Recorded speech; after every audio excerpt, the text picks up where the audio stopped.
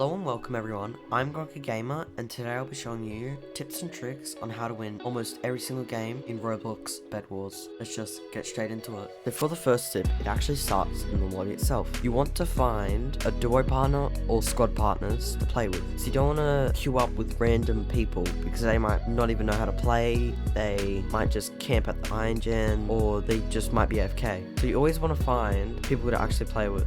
In this video I'm not going to do that though since I'm a bit lazy. If you can't find a duo partner or a squad partner, you can just randomly invite people, or you could just type in chat something like, who wants to duo with me?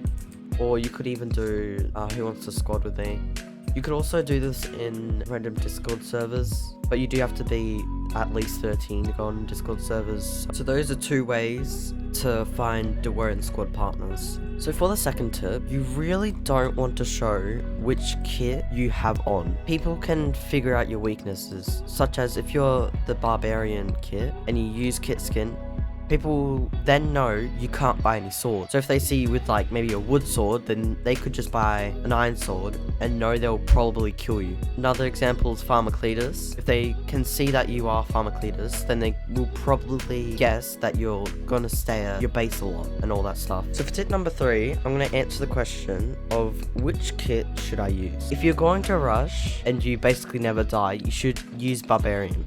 You can get like a diamond sword and the Rageblade sword without even needing emerald, and the Rageblade sword is pretty overpowered too. But if you die a lot, you should probably not use them because you just never get anything good and you'll just end up with a wooden sword all the time. Another good kit for rushing is the archer, because most people do use bows and doing more damage is pretty good. But if you just want to protect your bed, maybe just stay at your base quite a lot because you might not be as good as PvP, then builder and Pharmacletus. I would say builder is probably better because you can actually protect your base pretty good. Pharmacletus is also quite good, it's just it takes a bit to get stuff. Like it takes a really long time to get a bunch of emeralds and stuff, so it's not very worth it. Melody is pretty good for if you want to heal your teammate and not really fight a bunch, more of a support. Baker is kind of not good at all, there's no real use of it except for going fast.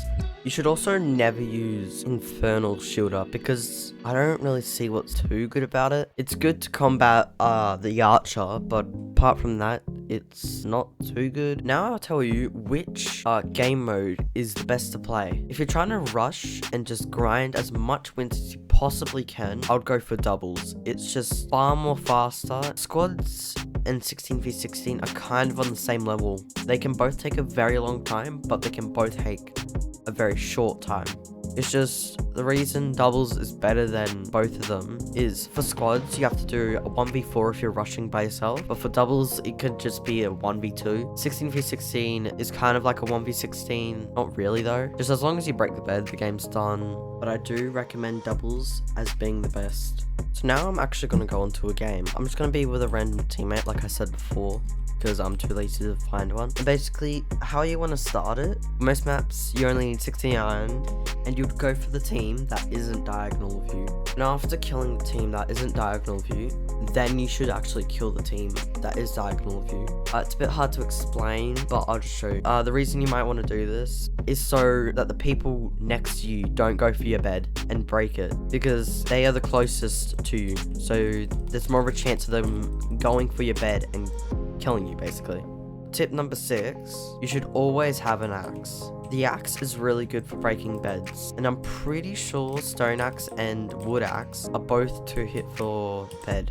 So you should always have an axe. There's no point of you not having an axe. So for my next tip, if you look at the beds, they all face the exact same way. So this can make you find the bed faster. So say if the bed is very clustered and like has a bunch of blocks around it and you're trying to destroy the bed, you could just basically look at the opponent's bed or bed defense to find where the bed is. So if you look here, they're literally the exact same spot. It's very helpful for finding beds like if there's just blocks spammed all around them, which is also another good reason for my next tip.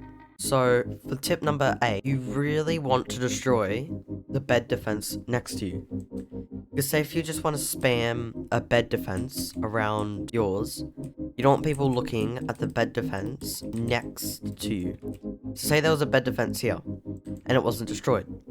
People look at the one here, say it was just like something like that, they could probably tell that there was a bed here. And they could look over there and say if it was a very clustered, like a lot of blocks there, they could be like, okay, the bed's there, meaning the bed is right there.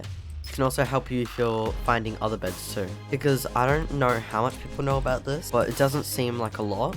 Because even my really pro friends don't even know about that little trick. So it can be very helpful. Tip number 9, I'm going to tell you how to do a good defense. My teammate didn't really do a good one. So a good way of doing it is I'll just destroy all this so it's easier to tell what I'm doing. So you don't want it to be like a perfect symmetrical looking one. You can do that and like maybe offset it so people might think it's somewhere but it's not. If you do something like this isn't good because they can tell exactly where your bed is, and this means layering it and doing it like this. Unless you offset it, then I guess that's fine. Still not as good, but there are better ways of defending the bed. One good way I found out is just by making it a little bit bigger like this. This can stop them for a little bit longer because they might not know where to mine. But a better way of protecting is by closing it like this, so there's a guarantee of mining at least a few blocks so they can actually get to the bed. Now this is a pretty good defense just with wool.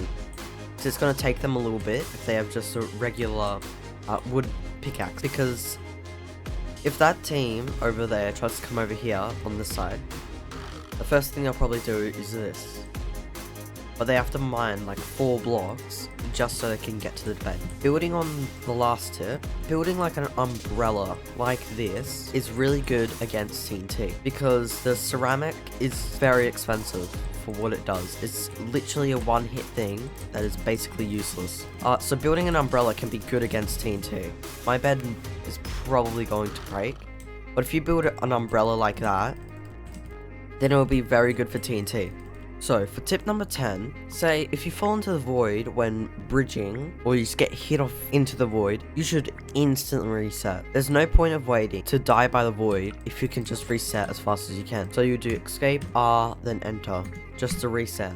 It's pretty good to get into a habit of this because it can really save your bed if it's about to be destroyed, and you reset at the perfect timing that you respawn before your bed gets broken, and then you just save it. It's happened to me many times where just because I reset faster, I've been able to save my bed and different things like that by like killing the last player faster and many different things. So just by resetting, it can be very helpful. Another example is, say your bed gets broken and then you wait too long and then you die by the void. Then you don't have another chance of actually winning because you die after your bed gets destroyed and then you're out.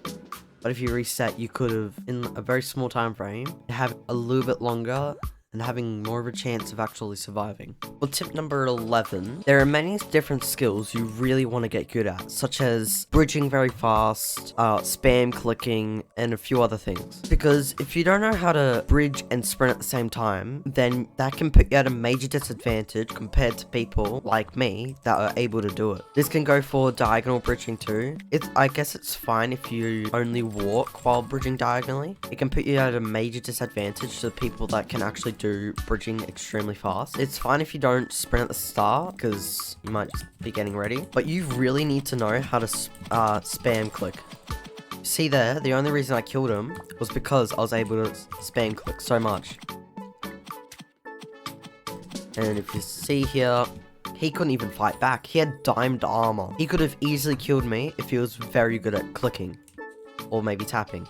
So being able to click fast is a major advantage. If you just click faster when bridging or PvPing, or even when like maybe buying stuff, that can really make you go a lot more faster. For tip number 12, if you're trying to rush, there is no point for directly going to diamonds or emeralds, because it's just a bit of a waste of time, especially if you can rush people very fast and just break their bed before they can get diamonds or emeralds. If you get diamonds and emeralds of the way of killing bed and people, then you should definitely use them. I'm not saying like that they're completely useless, it's just not a good way of investing your time into winning the game.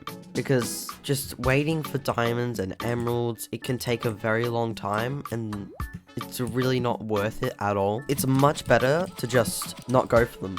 So for tip number 13, I'm going to answer the question of, is it better to play in first person or third person? It doesn't really matter. It can be what you feel like, but there are some pros and cons to both of them. In my opinion, I'd say third person is better because you can like hit not faster, you can hit further. And to say if you're breaking the bed, you can reach more further. Say if it's like maybe above you, being third person is much better. But when you're in first person, you have to be basically on the bed. With first person though, it is a lot easier to aim a bow. But also in third person, you can also like flick the bow if someone moves. You could just aim there and then just go flick over there. Kind of like in other games too. So it really doesn't matter. Whatever feels good for you, do that. But if I were to recommend, I would recommend third person. I did keep this last part where I actually play a game pretty raw and just basically what it was. Mostly at the end though, because I feel like it was a pretty good clutch. Okay, so now I'm actually going to do tips and tricks. I'm playing with some of my good friends in squads, Demon and Etta. Right now we're splitting. I'm not sure if I talked about that, but some tips might not go for squads as they do for duos, since it is quite different. I'm not sure if I did talk about splitting, so I'm just gonna look at our bed. I think it's right there. So that's sideways and like that, and I'll go over to yellow. Hopefully I don't die.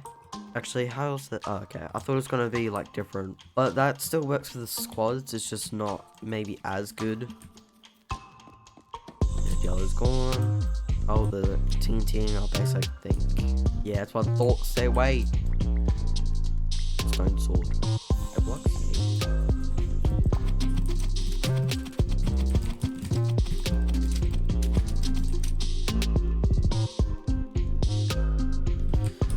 Stuff you.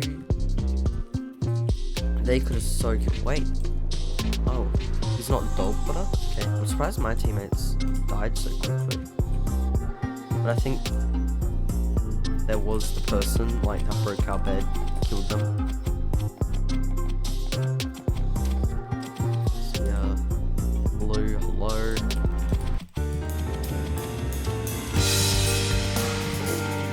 See ya.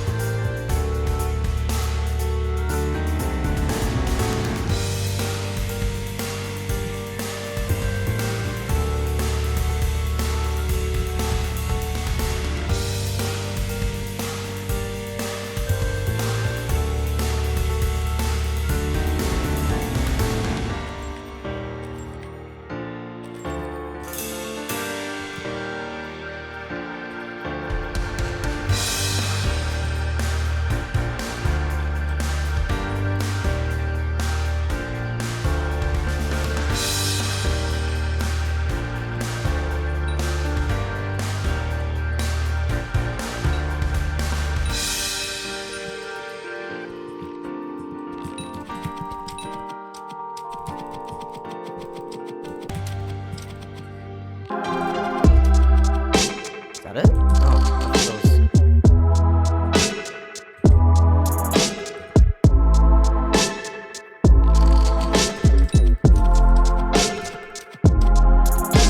and GG's! Thank you all for watching. Like and subscribe. 10 likes and I'll do a part 2, because I've got quite a few more tips that I could give out. It's just I feel like this video might be a bit too long if I give them out. So 10 likes for part 2 maybe? Might happen, don't know. And I'll see you guys later, I guess.